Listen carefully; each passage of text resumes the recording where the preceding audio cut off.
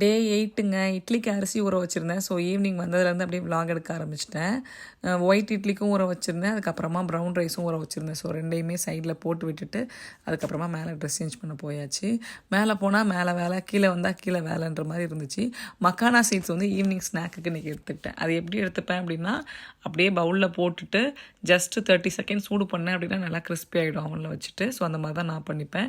வேணும்னா நீங்கள் கொஞ்சம் கீ அதில் வந்துட்டு அந்த மசாலா சாட் மசாலாலாம் போட்டிங்க அப்படின்னா இன்னும் டேஸ்ட்டாக இருக்கும்னு சொல்லுவாங்க. இது எனக்கு ஒரு ஃப்ரெண்டு தான் சொன்னாங்க.